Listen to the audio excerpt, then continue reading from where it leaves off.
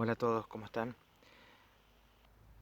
Hoy vamos a trabajar sobre los tres elementos que históricamente siempre se mantuvieron en una obra artística, que son el artista, la obra y el público.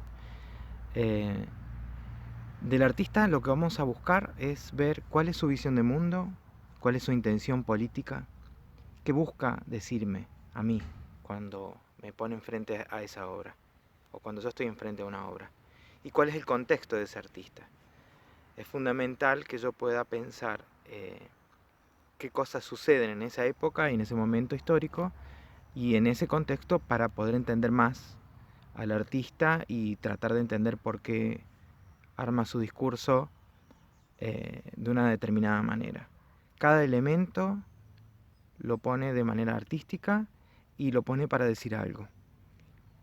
El problema es que a veces nos genera un shock, entonces nos quedamos con que no entendemos, con que nos aburre, con que está loco o eh, simplemente decimos que no es arte y nosotros damos un cierre, eh, que no significa que entendamos o hayamos logrado una conexión con el artista. Entonces para eso vamos a tomar los tres elementos y vamos a profundizar. En el artista ya vimos que son esos tres elementos, la visión de mundo que tiene, cuál es su intención y cuál es el contexto de ese artista. En la obra vamos a ver dos elementos que son corrientes de pensamiento, el estructuralismo y el postestructuralismo. Desde el estructuralismo vamos a ver los planos comunicativos, que son tres. Lo sintáctico, que serían los elementos, por ejemplo en la música serían los instrumentos, las letras de las canciones, la forma de la música, todo aquel elemento que hace que forme parte de esa música. En la pintura van a ser la línea, el punto, la forma, los colores, el marco, la figura, el fondo. Si es con acuarela, si es una escultura, si está hecha con yeso, con piedra, con qué elementos está construida la obra. En el teatro podemos decir que puede ser la escenografía, el maquillaje, la música, el vestuario. El segundo plano comunicativo es el semántico, que tiene que ver con las significaciones, o sea, qué significados le vamos otorgando nosotros a esos signos, o sea, que es la relación de un signo con otro signo. Entonces podemos decir que se trata tal vez de una canción de amor o que es un símbolo de protesta, la obra, o cualquier cosa que nosotros pensemos ya más en profundidad sobre los significados.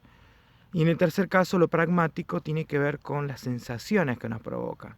Entonces pueden ser sensaciones de bronca, de tristeza, de alegría, de euforia, de aburrimiento, de, eh, de absurdo, eh, por ejemplo, que es una de las corrientes teatrales, el absurdo. Y eso sería desde el estructuralismo. Ahora pasando al postestructuralismo, vamos a también tomar tres elementos. La deconstrucción, que tiene que ver con poder hacer visible la construcción. Y para esto Jacques Derrida se vale de dualidades. Estas dualidades son opuestos. No para quedarnos en los opuestos, sino para poder entrar en la obra y poder desarmarla. Entonces, si yo digo fuerte, suave, yo puedo tomar esa dualidad, esos opuestos, para pensar en un instrumento, por ejemplo. En este momento, ¿la guitarra suena fuerte o suena suave? ¿Qué protagonismo tiene? Ahora, ¿qué está al fondo o qué está al frente? ¿Qué está en el margen? ¿Qué está en el centro? Eso lo podemos pensar desde lo cultural, desde lo social, desde lo político, o sobre cada elemento desde lo sintáctico. Acá vemos que ya la deconstrucción puede jugar con diferentes elementos. Yo puedo decir, bueno, desde los significados, que se ponen en juego dentro de la obra, o si se pone más en juego el plano pragmático. Entonces ahí empiezo también a entender un poco más la intención del artista.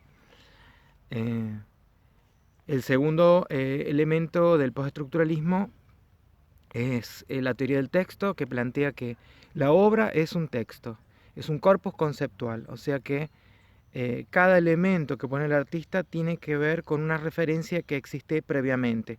Así como nosotros vemos una cita en un libro, donde la encontramos generalmente en comillas, y hace referencia a un texto sacado de otro texto, bueno, en ese sentido uno podría decir en una música que está sonando algún elemento que no es de ahí, sino que viene de otro lugar, estamos haciendo un intertexto.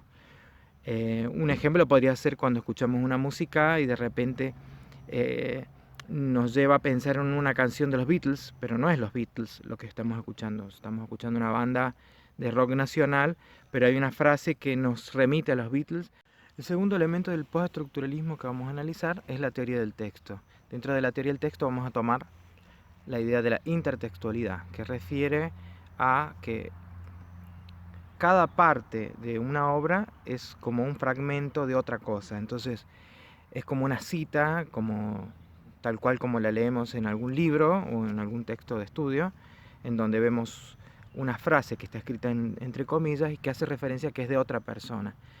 Un hipervínculo de internet también es un intertexto, o sea, yo hago clic y me abre otro texto u otra página, me está llevando hacia otro lugar. Entonces, cuando yo estoy viendo algo en una obra que me remite a otra cosa, sería un intertexto. Por ejemplo, estoy tocando un blues y de repente hay una frase que me suena a Astor Piazzolla. Bueno, nada tiene que ver Astor Piazzolla con el blues, pero en esa obra sí está haciendo un intertexto y el artista empieza a construir un texto nuevo con esos textos, con uno y el otro. Siempre utilizo ejemplos sencillos para hacer entender esto y se los comparto también. Uno sería Shrek, el cuento que está construido con muchos cuentos. Está Caperucita, está Pinocho, están los tres chanchitos, Cenicienta, y entre todos esos cuentos se genera un cuento nuevo. Entonces cada uno de esos cuentos remite a otro texto y entre todos estos textos se arma un texto nuevo. Por eso la obra de arte es un corpus conceptual, porque cada una de esas partes siempre va a remitir a otra cosa que ya existe previamente. Y el último elemento, que son tres, se llaman las tres funciones para el producto artístico. La primera función para el producto artístico es el artístico. Lo artístico tiene que ver con las técnicas y las formas de crear. Entonces, si un músico tiene mucha técnica clásica para tocar el piano, pero está tocando rock, eso tiene que ver con lo artístico, digamos. Si vemos a Ray Charles, por ejemplo, que toca sin técnica pianística como un músico clásico, bueno, él tiene una técnica particular que tiene más que ver con la música popular. Eso sería lo artístico, o sea, cómo ese artista hace que su obra de arte sea artística. Si nosotros escuchamos 2 o 3 notas de una canción y podemos distinguirla que es de León Gieco, bueno, tiene que ver con que lo artístico de León Gieco hace que esa obra sea única y particularmente de él. El segundo elemento, la segunda función para el producto artístico es la estética, y en este sentido esta palabra se utiliza de muchas formas, pero acá es muy específico el uso porque es la función estética. En este caso tiene que ver con los gustos y preferencias de una época. Entonces yo les hacía referencia al blues. El blues es de Estados Unidos y de principios del siglo pasado. Entonces los gustos y preferencias de esa época y de ese lugar hicieron que surgiera ese ritmo, ese estilo musical. Si nosotros utilizamos ese estilo en nuestra música, en la música que estamos componiendo, estamos utilizando una estética que es de ese lugar. Si yo utilizo el tango, estoy utilizando otra estética. Entonces, para hacer una obra de teatro, si tiene elementos de lo absurdo, está utilizando una estética teatral que se llama absurdo. En el caso de las artes visuales, si vamos a ver que tiene que ver con arte clásico, bueno, tiene que ver con esa estética. Si rompe todos esos esquemas, entonces tiene que ver con otras estéticas. Entonces es importante que nosotros indaguemos sobre qué estética utiliza el artista al momento de analizarlo. Y la última función para el producto artístico es la no estética, no artística. Esa, como lo dice la palabra, no tiene que ver ni con una ni con otra cosa. Y tiene que ver específicamente con la relación que establecemos nosotros como espectadores entre nuestra realidad y la obra. Entonces, si yo estoy haciendo una asociación de una obra que es una canción de amor, pero a mí me despierta un recuerdo hacia una persona específica y yo le tengo bronca, por ejemplo, a esa persona, esa conexión la puedo establecer yo únicamente. Entonces esa es la función no estética, no artística. Tal vez otro ejemplo un poquito mejor sería que yo recuerde a un pariente cercano o que pueda pensar a partir de una reflexión que tuve sobre una obra en mi vida futura. Cualquier cosa que yo pueda pensar que sale de la obra, pero que esa obra me despertó, tiene que ver con la función no estética, no artística. Bien, ahí tendríamos todos los elementos para analizar en la obra del estructuralismo y el postestructuralismo. Y por parte del público, que sería el tercer elemento, voy a utilizar dos textos, los planos de escucha de Aaron Copland y los ojos del espectador. Aaron Copland plantea que nosotros escuchamos la música en tres planos diferentes. El primero tiene que ver con el plano sensual. Cuando nosotros no pensamos en la música, estamos en el plano sensual porque nos conectamos desde las emociones. Ese plano, digamos que todos tenemos las capacidades para poder hacerlo y no tenemos que utilizar ningún concepto ni nada. La idea sería que si yo estoy escuchando música, estoy copado, estoy en ese plano.